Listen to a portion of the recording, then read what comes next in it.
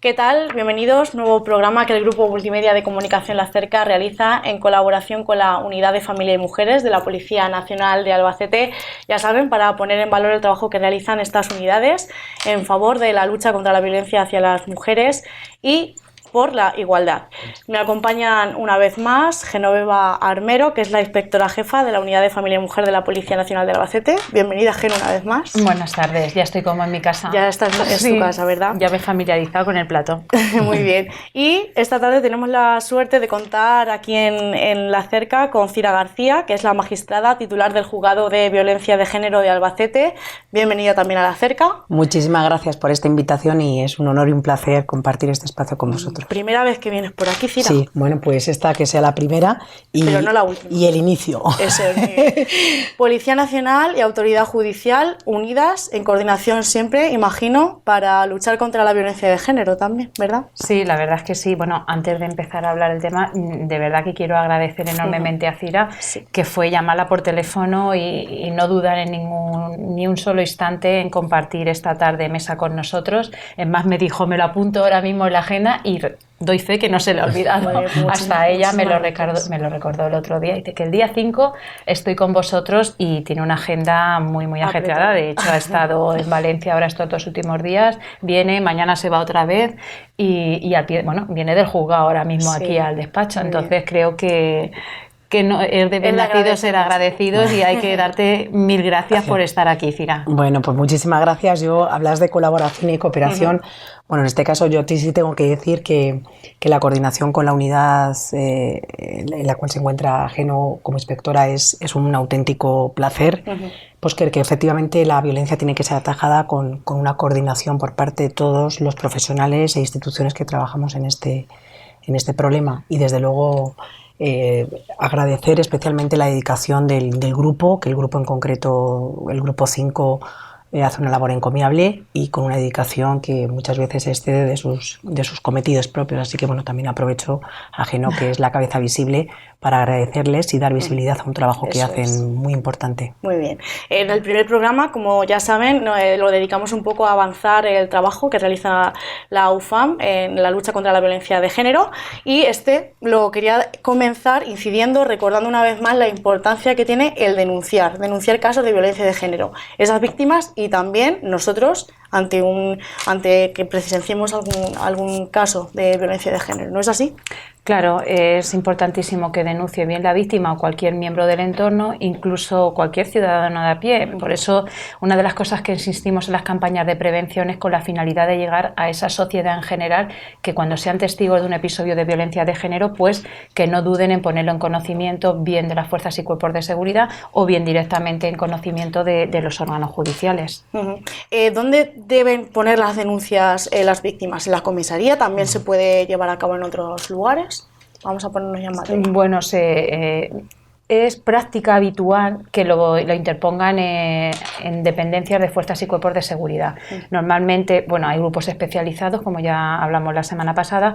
Entonces, cuando una víctima de violencia de género acude a dependencias policiales, en vez de hacerla que pase a una oficina de denuncias, como cualquier ciudadano va a denunciar cualquier hecho delictivo, pues esta persona es atendida por el grupo especializado, por la UFAN. Pero es verdad que si la víctima pues no acude a una comisaría y va directamente al juzgado, puede interponer también la denuncia en el juzgado, pero es más habitual que acudan a comisaría. Incluso antes van a los centros de la mujer para recibir un asesoramiento, porque no todas las víctimas se ven convencidas de interponer la denuncia en un primer momento. Hay que trabajar con ellas, hay que intentar que se empoderen, que ganen confianza, porque tienen muchísimo miedo por el desconocimiento, porque no saben qué es lo que va a venir una vez que interpongan la denuncia ante la policía, cuál es el proceso a que me voy a enfrentar. Entonces es muy importante la labor también que hacen los del Centro de la Mujer para intentar, pues eso, empoderarlas, que ganen confianza y que se vean fuertes para interponer esa denuncia. Una vez ya que la mujer se decide a interponer esta denuncia, ¿cuál es el procedimiento que se sigue? ¿Qué viene después?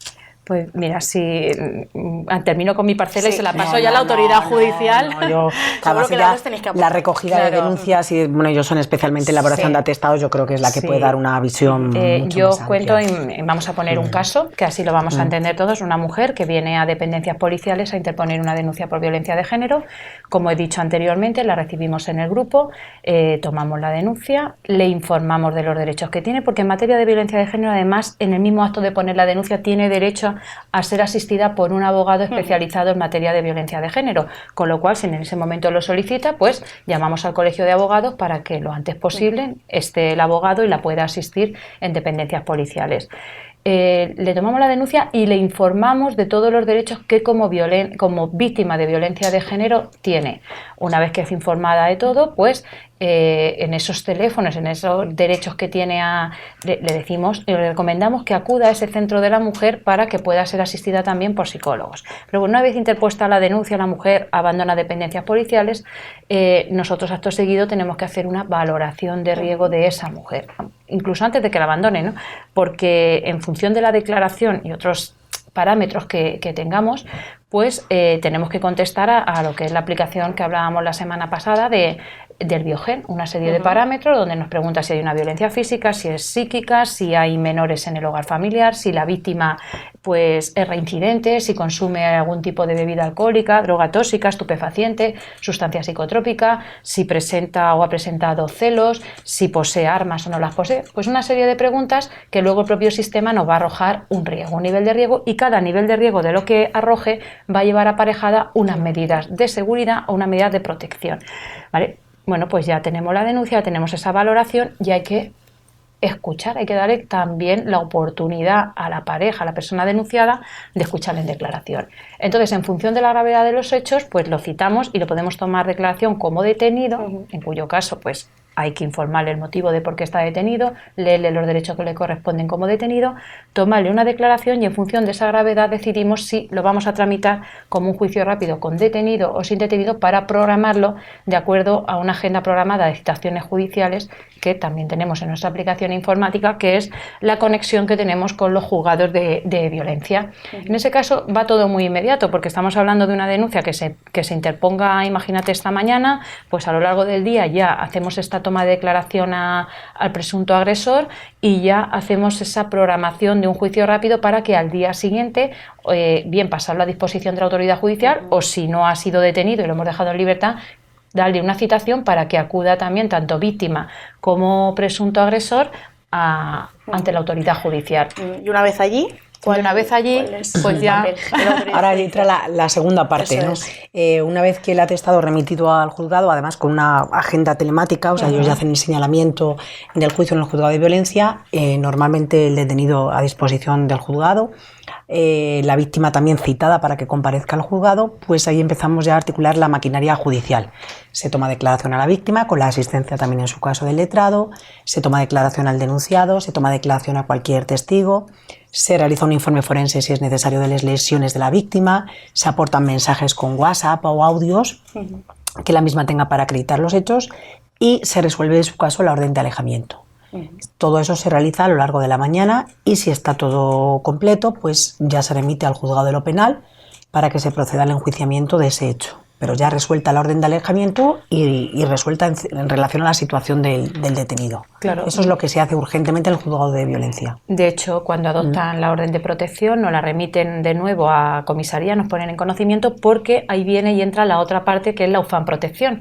Tenemos los agentes protectores que, de acuerdo, cuando la autoridad judicial ha determinado pues la prohibición de que la víctima se aproxime o se comunique, o sea, el presunto agresor se comunique con la víctima o se aproxime a ella, pues hay un policía que tiene que estar pendiente de que esa orden de protección se cumpla, y en el caso de que la víctima, pues si siente miedo, si el agresor vuelve de nuevo a ponerse en contacto con ella, cualquier incidente que pueda ocurrir que vulnere esa orden de protección, pues vamos a tener conocimiento en el grupo. Ese policía es una de las medidas que se toman de protección a la víctima, pero las órdenes de protección también abarcan más medidas cautelares, civiles, ¿no? ¿Verdad? Sí, bueno, una orden de protección, en principio, para que lo entendamos todos de forma coloquial, está la orden de protección básica, que es la que tiene solamente medidas penales, que suele ser la prohibición de que el agresor se acerque a la víctima, a su domicilio, a su lugar de trabajo, cualquier otro centro escolar donde acuda o lugares que frecuente, fijándose una distancia en función de las circunstancias. Prohibición de comunicación con la víctima por cualquier medio, sea telefónico, correos electrónicos, de cualquier tipo, y normalmente la suspensión del derecho a la tenencia y porte de armas si llevara armas. Esas son la orden de protección con medidas cautelares penales únicamente, que es la básica. Si además hay menores o personas con capacidad judicialmente disminuida, en este caso, y no hay ninguna resolución que se haya pronunciado respecto de esas personas especialmente vulnerables, la orden de protección contiene también medidas. ¿Quién se va a quedar en el domicilio familiar? ¿A quién se atribuye la guardia y custodia de los menores? ¿Cuál es la pensión de alimentos que se fija para esos menores? Y el régimen de visitas. Eso también se resuelve en la propia orden de protección, con medidas civiles. La víctima está en todo momento protegida, tanto por el agente de la Policía Nacional como por las medidas que la autoridad judicial le crea convenientes. Con el agente de Policía Nacional lo que se le facilita es un número de teléfono de contacto que durante 24 horas puede contactar con este agente protector.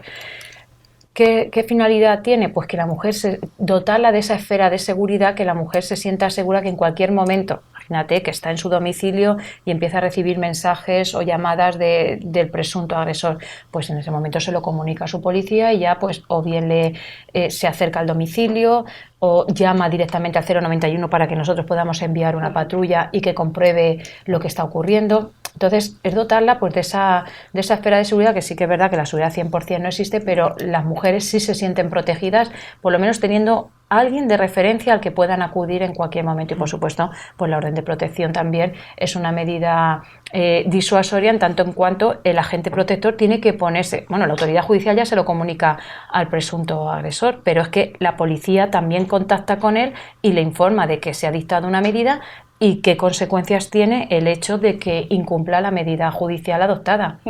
Además, perdona que te interrumpa, se gestiona un servicio de atención a las víctimas a través de Atempro, que es un teléfono de teleasistencia que suele llevar la víctima. Bueno, pues se acciona y esto sí que es un recurso que a ellas les da bastante seguridad. Incluso ayer en un congreso internacional que estuve en Valencia, de policía local y de unidades especializadas en materia de violencia, hay en concreto en un sitio en la localidad del Monte, en Huelva, donde tiene una especie de llaveros que activan un sonido como una alarma. Sí. Entonces, bueno, el resultado, de hecho, habían tenido bastante, incluso habían sido premiados por esta iniciativa porque es un pequeño llavero, muy pequeñito, que se acciona y el sonido es, bueno, tremendo. Entonces, bueno, pues es una iniciativa que haya, sin duda alguna, todo lo que sean dispositivos, que ella las pueda alertar en un momento determinado y, bueno, desde luego la labor que hacen los agentes protectores es fundamental porque son los que son conocedores de primera mano cómo se está cumpliendo esa orden de alejamiento, qué incidencias hay, qué contención se hace en muchos casos valorándose estas situaciones, o sea que es una labor muy importante. Les acompañan a juicio cuando tienen que ir, pero incluso llega un momento en que ya los hacen partícipes como si fueran de su familia y les cuentan todas las cosas, o sea que realmente la función no se ve, está detrás, ¿no? Pero es encomiable, sí. La mujer tiene que llegar hasta el fin del procedimiento de denuncia, ¿verdad? Es muy importante esto también, que no se quede a mitad de camino. A ver, yo siempre digo que lo más importante para que una víctima continúe en el peregrinaje judicial, porque es un peregrinaje, es que se sienta arropada desde el minuto cero, desde el momento que esa víctima y eso es fundamental. Yo creo que además cuando se ve un trabajo bien hecho a nivel policial, luego repercute también a nivel judicial cómo viene la víctima, ¿no? La víctima viene informada, viene asesorada, viene con cierta seguridad de saber que va a tener una protección policial y eso facilita mucho el trabajo. Desgraciadamente el ciclo de la violencia pues es un ciclo a veces muy difícil de entender, aunque tiene una explicación psicológica, el propio ciclo que sufre la víctima, y a veces pese a que han tenido respaldo a nivel policial, a nivel judicial, pues después de a lo mejor un periodo de tiempo de un año y pico, que es la fecha a lo mejor que se celebra un juicio que va por los trámites ordinarios, pues la víctima se acoge a su derecho a no declarar y a veces no sigue adelante con la denuncia. También suele existir muchos casos en que existen retiradas continuas de denuncia, víctimas con distintos agresores o con el mismo agresor. Es decir, es el propio círculo de la violencia el que lleva a estas situaciones. Eso es una cuestión. Pero creo que si una víctima se encuentra protegida y respaldada y arropada desde el minuto cero, sin duda alguna el trato que recibe y las consecuencias de que esa causa siga adelante son muchísimo más altas que en otro caso. Sí. ¿Qué ocurre en el caso de que existan, en algún caso de violencia de género, menores que ya están considerados desde el año 2015 víctimas también de violencia de género? ¿Qué procedimiento se sigue con ellos a la hora de que existan menores? Pues es verdad que policialmente la actuación no practicamos con ellos porque, vamos a ver, atendemos principalmente a la víctima. Lo que nos preocupa notablemente es que tengan un domicilio, si la víctima decide continuar en el domicilio que comparte con el agresor, pues lo que nos interesa hasta que se adopten medidas judiciales es proteger tanto víctima como a menores. Pero es verdad que últimamente no se nos han dado casos, si hay que ingresarla en el CUR y tal, por supuesto, donde va la madre van los menores acompañándola, pero no hacemos una actuación policial con los menores propiamente dicho, salvo circunstancias excepcionales donde pues el agresor haya que optar por el ingreso de esta mujer en un centro de últimos recursos. Se está reivindicando que se elimine ese derecho de visita que algunos maltratadores, algunos padres siguen teniendo con esos niños, ¿verdad? Bueno, hombre, yo creo que aquí hay que partir de un falso mito, y lo tengo que poner de manifiesto, que es que un maltratador no tiene por qué ser un mal padre, ¿no? Evidentemente las propias mujeres cuando van a declarar al juzgado, bueno, pues aparte del sentimiento de culpa tan grande que tienen porque están denunciando al padre de sus hijos, a veces silencian muchísimos incidentes y cuando luego tomas declaración o exploras a menores que se hacen en los juzgados, ves que hay una situación a veces mucho más grave y también respecto de los menores que las propias madres, por proteger al propio maltratador, silencian respecto de sus hijos.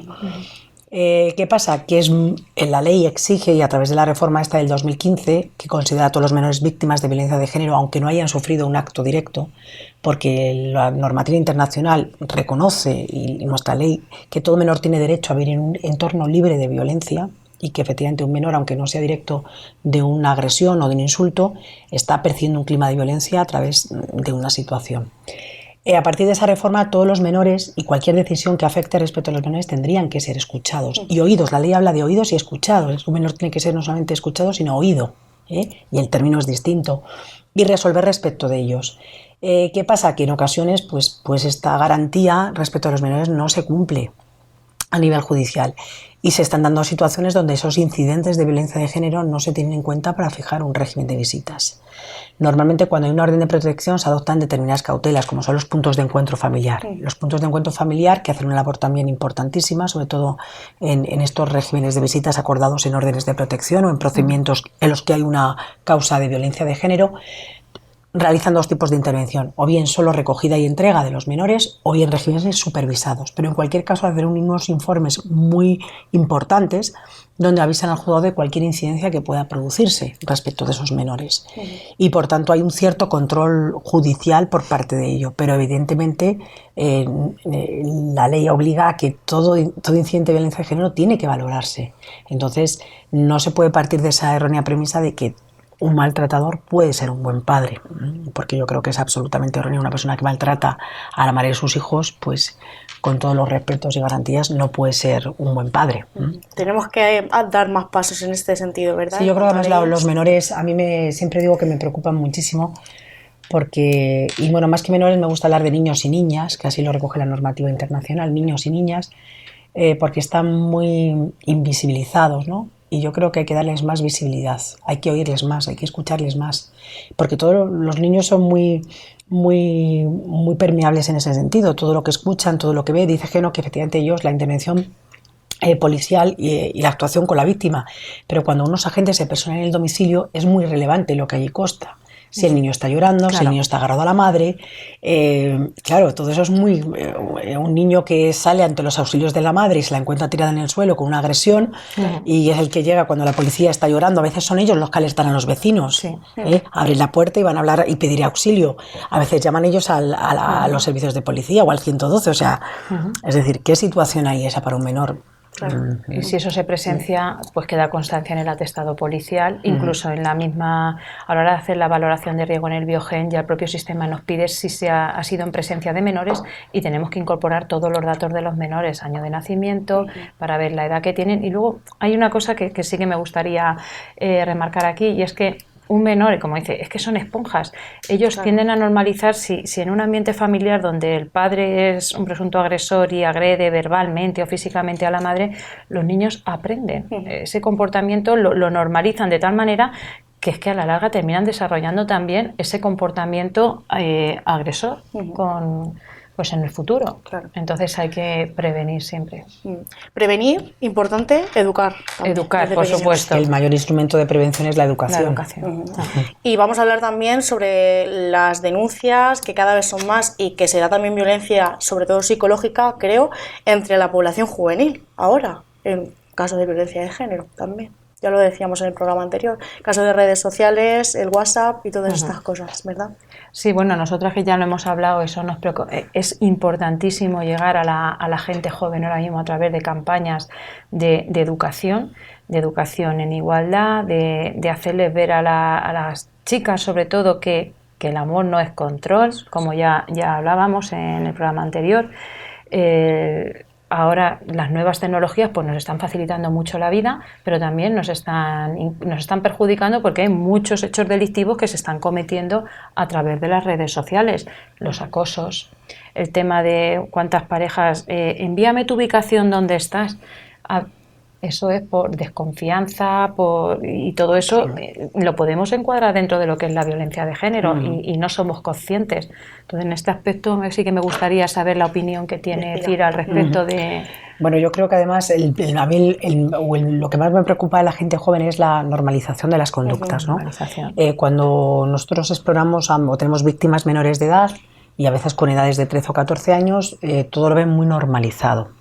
Cuando dices, bueno, pero a ti te ha maltratado, no, a mí no me ha pegado, bueno, me ha empujado, me ha zarandeado, tiene acceso a mis claves de internet, me controla los mensajes, es decir, todas estas conductas a veces las tienen amenazadas e intimidadas con fotos íntimas, que en aplicaciones estas que desaparecen automáticamente a los pocos minutos, pues ha tenido una carga viral, pues imagínate en redes sociales. Entonces, claro, el maltrato ha evolucionado, ¿no? Ha evolucionado con nuevas formas de maltrato y por eso se modificó el Código Penal para introducir nuevas formas de maltrato, que no es solamente agredir o empujar, sino ha ido evolucionando con nuevas formas y además siempre la delincuencia va por delante de la ley incluso, ¿no? Entonces, la cuestión de la gente joven es la normalización de estas conductas.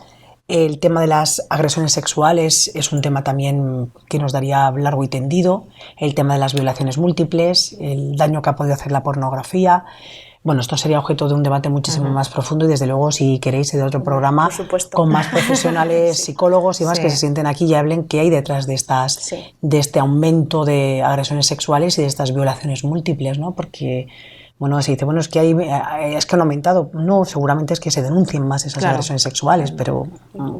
Al igual que ocurre con la violencia de género, ¿no? No es que haya aumentado la violencia de género, sí que se denuncia, ¿no? Sí, hay más conocimiento, hay más campañas que llegamos más a la sociedad, entonces, y más agentes implicados en trabajar con las víctimas y al final pues se consigue que estas mujeres den el paso de interponer denuncias, pero la violencia de género ha existido siempre. Siempre, claro. Denuncias falsas, también me gustaría sacar a colación este tema porque algunas veces pues causa determinada polémica. ¿Qué ocurre con ellas? A ver. Bueno, de nuevo tenemos que partir de un falso mito, que la mujer miente, ¿eh? Es decir, cuando una persona va a denunciar un delito de un robo, no se cuestiona a la víctima, ¿eh? Una víctima de robo no se la cuestiona, no se cuestionaría a nadie que está mintiendo. Y a una víctima de violencia de género sí. Volvemos a insistir, partimos otra vez de un falso mito y es que la mujer es mentirosa o que miente.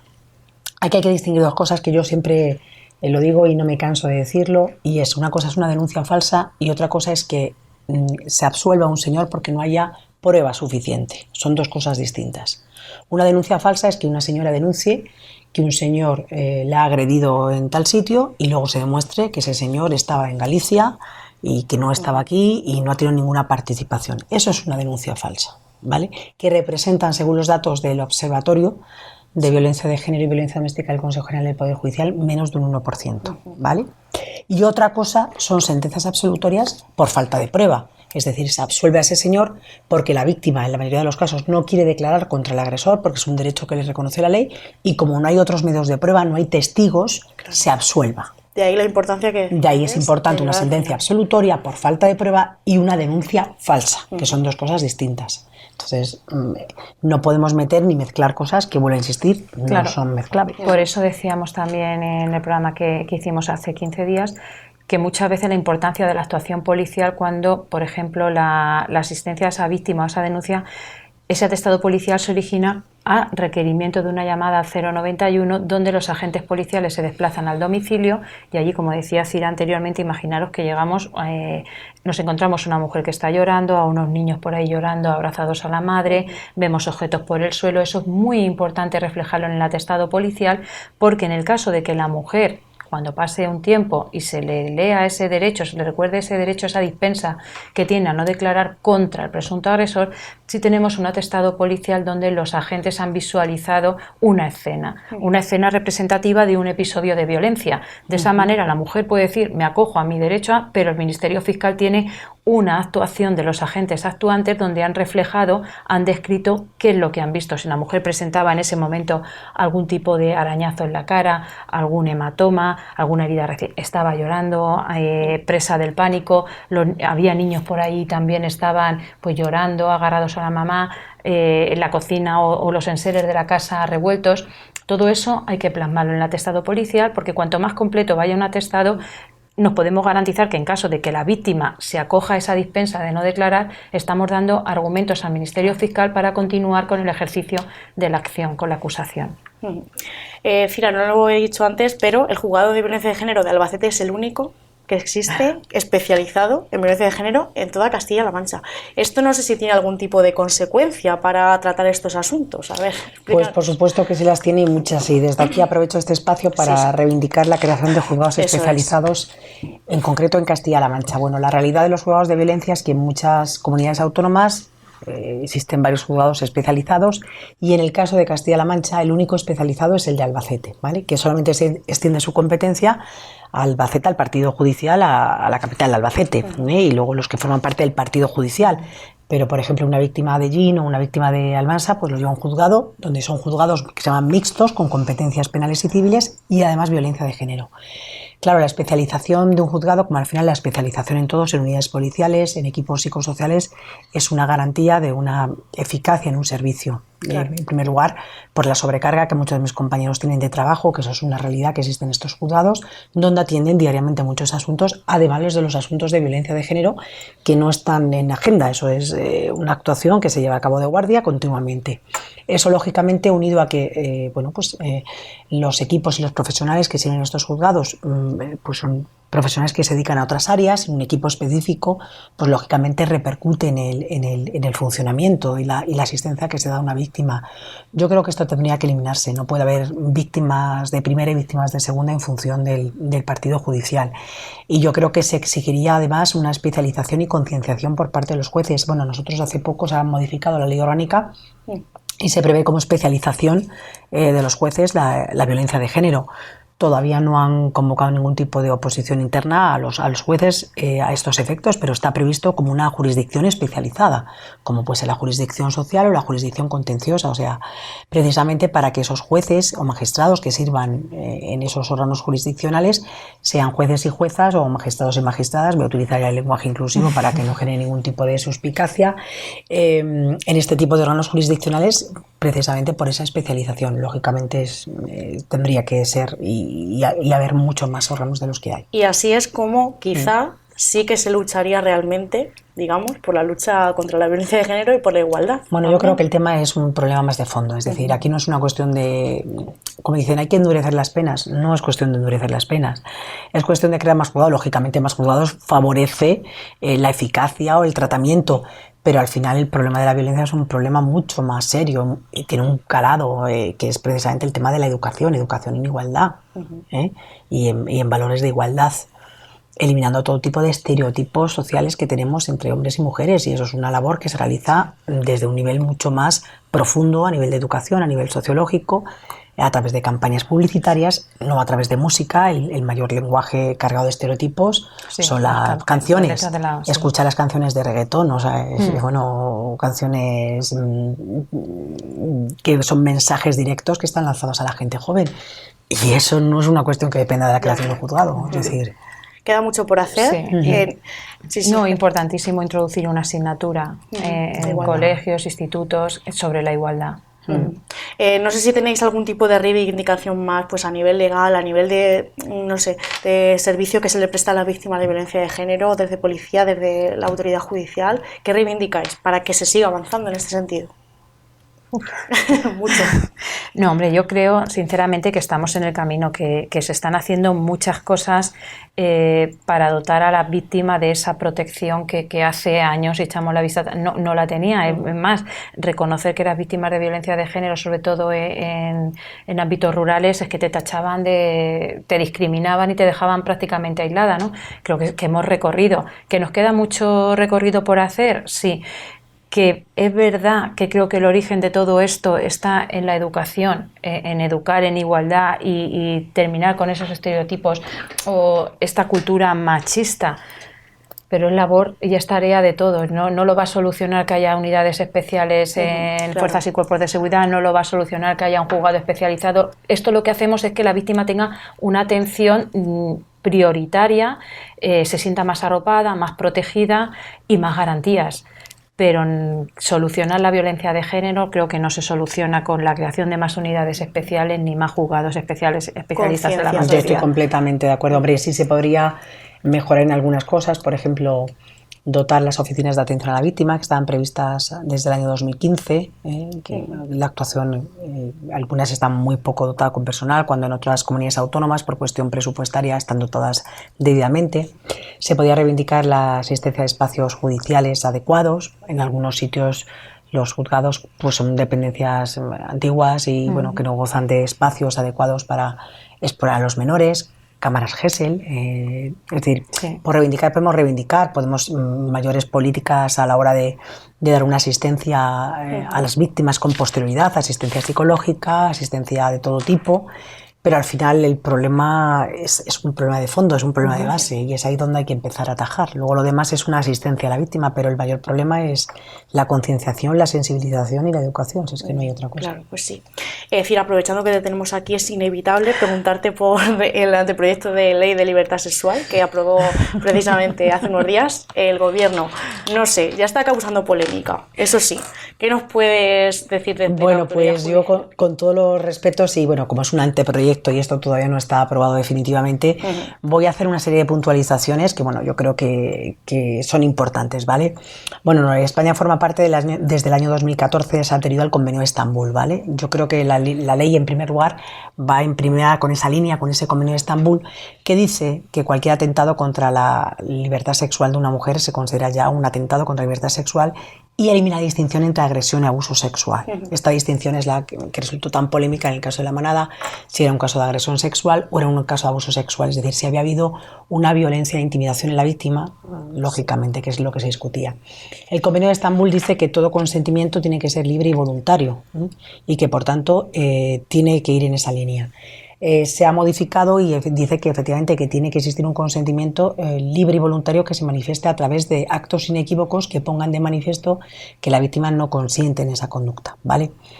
Existe una reforma, por tanto, de estos tipos penales y lo que se intenta con esta ley es dar, pues lo mismo que se hizo con la Ley de Protección Integral de Violencia de Género, dar a las víctimas una protección integral como tal, en todos los ámbitos. Y yo creo que desde luego esa perspectiva es positiva. Vuelvo a insistir, el Convenio de Estambul también dice más cosas que todavía no se han puesto en manifiesto, y es que cualquier acto de violencia que se cometa contra una mujer por el hecho de ser mujer o afecta a las mujeres de manera desproporcionada, eso ya es violencia de género, aunque no exista relación de pareja o de conyugal entre la víctima y el agresor. Y eso también tendrá que modificarse porque el concepto de violencia de género va ampliándose a nivel internacional, a nivel normativo. Las penas, bueno, pues se modifican y se establecen subtipos específicos en función del parentesco. Y en cualquier caso vuelvo a decir que con todas las cautelas y reservas que ello supone, pues porque todavía la normativa no ha sido aprobada y bueno, pues hay que ver efectivamente cómo si se aprueba en primer lugar y bueno, pues hacer luego una valoración mucho más. Pero en principio va conforme a la normativa del Convenio de Estambul y esta distinción entre agresión y abuso sexual y la consideración, por ejemplo, de agresión también, cualquier sumisión química a la víctima, que ahora es considerado un supuesto de abuso sexual, ¿vale? Entonces ahí también va en esa línea de reforma a la ley, pero vuelvo a insistir con todas las cautelas que supone una ley que todavía no ha sido aprobada. Entonces, pues ya veremos qué pasa. Pues Genoveva, no sé si nos queda algo por comentar. No, yo creo que nada, de nuevo agradecer a Cira porque aprendemos siempre de ella, ¿no?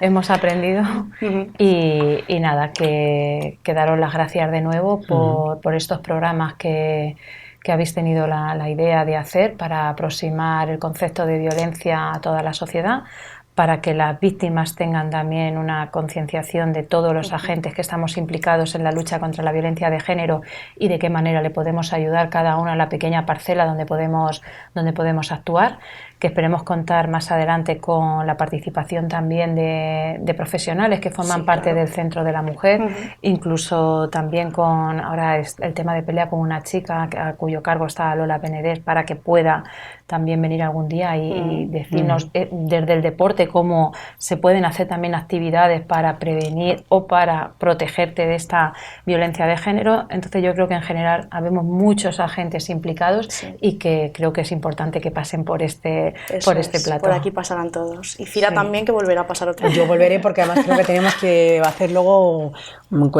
temas mucho más específicos que además son muy interesantes a fin de tratar las agresiones sexuales, nuevas tecnologías, formas de control y acoso. Bueno, quiero decir que el campo desgraciadamente es muy amplio. Muy bien. Pues Cira García, magistrada titular del Juzgado de Violencia de Género de Albacete, como digo, muchísimas gracias. A vosotros un placer y a vuestra disposición. Muy bien. Y Genoveva Armero, inspectora jefa de la Unidad de Familia y Mujer de la Policía Nacional de Albacete. Una vez más, muchísimas gracias. A vosotros. Y nos vemos en el siguiente programa. Bueno, estupendo. A ustedes también les doy las gracias por acompañarnos en un programa más de esta serie que comenzamos en el Grupo Multimedia de Comunicación La Cerca, ya saben, en colaboración con la Unidad de Familia y Mujeres de la Policía Nacional de Albacete. Nos vemos en la próxima. Gracias.